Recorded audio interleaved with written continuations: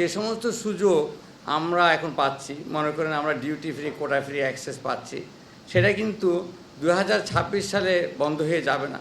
Already অনেকগুলো দেশ অফারই করেছে আমাদেরকে, আমাদের যে ক্রিটিক্যাল মার্কেট আছে ইউ ফর এক্সাম্পল, ওরা 2029 সাল পর্যন্ত দেবে, ওরা বলেই দিয়েছে। তাহলে আমরা যে পিছিয়ে কেন দিবেন? আমরা চাওয়ার আগেই তো ওরা অফার করেছে। অস্ট্রেলিয়া বলেছে ইট ডাজন্ট ম্যাটার, তো আপনারা গ্র্যাজুয়েট করেন না করেন, আমাদের যে সুযোগগুলো আছে সেই সুযোগগুলি চলবে।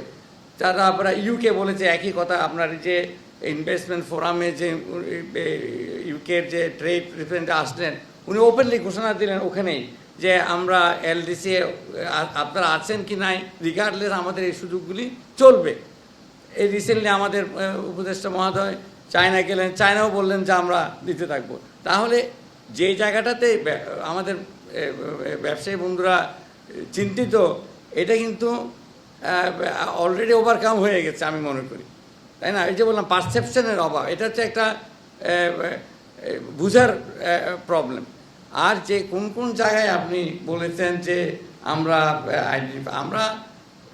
একটা জায়গায়, এটা এত ডিটেলে আমার যাওয়া সম্ভব নয় এটা ছোটো পরিসরে, যে জিনিসটা আসতে পারে, যেটা আমাদের যে নিজস্ব যে ক্যাপাসিটি আছে কতগুলি জায়গায়, ইনস্টিটিউশনাল কিছু আমাদের দুর্বলতা আছে।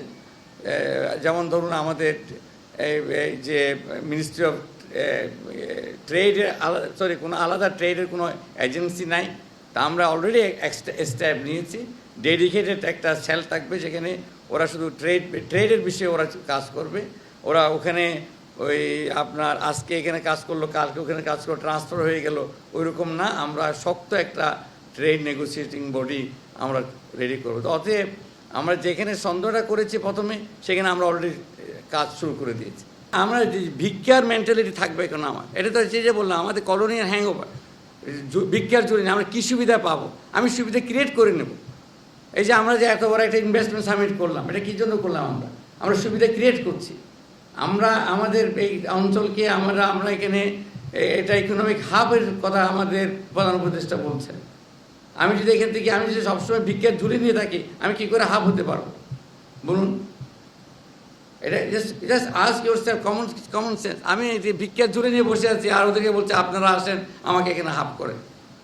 আমি এখন দেবো ওদেরকে, আমার ওই সামর্থ্য আছে, আমাদেরকে বলে আমি তোমাকে দিতে পারবো। তখন তারা আমাকে ট্রাস্ট করবে, আমাকে কনফিডেন্সে আনবে ওরা।